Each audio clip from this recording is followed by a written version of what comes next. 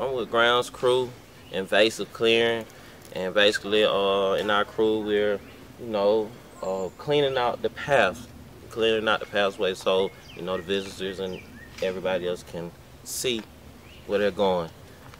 Some of the measurable outcomes that have been identified for this portion of the project is pretty much how many pathways we were able to clear. Are they accessible when we do the walking tours? How many areas of the cemetery are we actually able to access and walk through?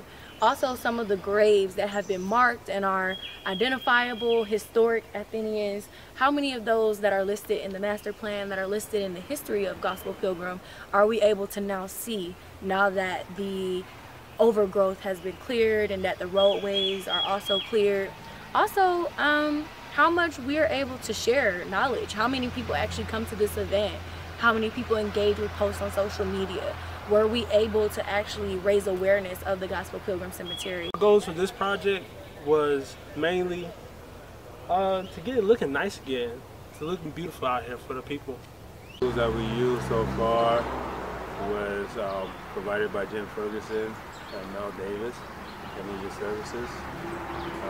The brush mower, that's been very helpful. It clears out a lot of invasive species plants at a good, fast rate.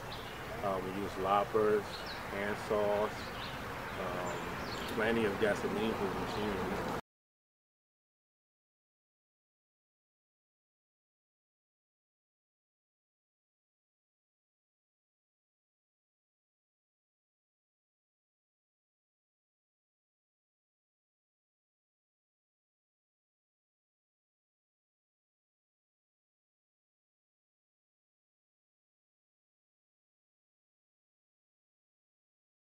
What makes this project significant to me is I found out that my family, or my granddad's family on my mom's side, was from Athens, and a lot of them, as I researched more into their lineage, were also slaves, and they were farmhands, and they helped build just the agricultural industry that we know in Georgia today.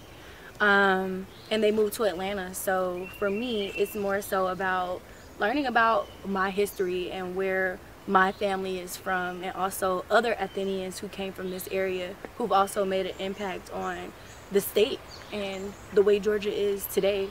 For me, it's just so important that we remember that history. It's so important that we look back on those times so that we can see all that we're capable of. And as someone who's aspiring to myself one day be, continue my community leadership, it's empowering to know that there are others like me who helped pave the way, who, had challenges that were even greater than mine. But they were able to conquer, and they were able to overcome those challenges and those obstacles. So for me, it's about strength, and it's about lineage, and it's about history, and it's about culture and people. Well, some of the biggest names that we see around Athens, as far as in like the Morning Theater or the Thorns pawn shop that we see on Lacing Road, them names comes from out here and their families, and you can see their families and loved ones as well out here.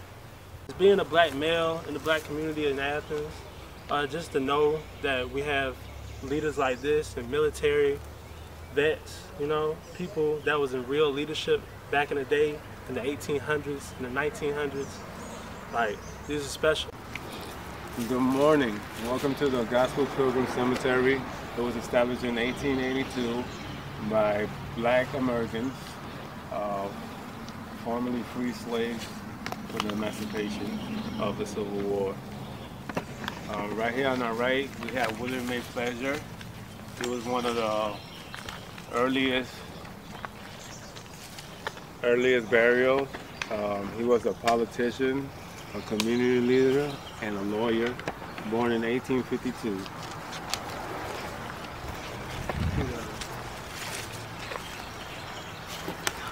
And this is the Morton family of the Morton Theater. If you've heard it downtown,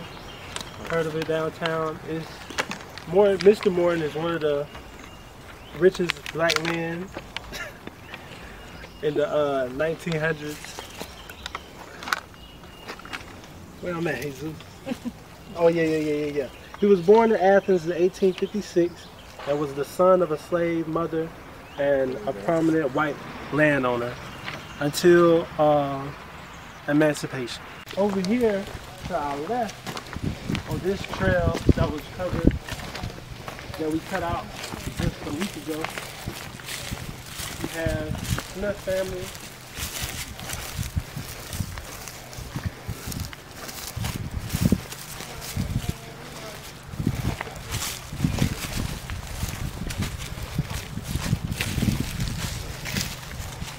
And in the Smith family, you have Anna Smith Dercott. She was a dedicated teacher in the 1800s. And I think she was a politician also, right? Yes, she fought for women's rights. Women's rights, the women's movement. Education.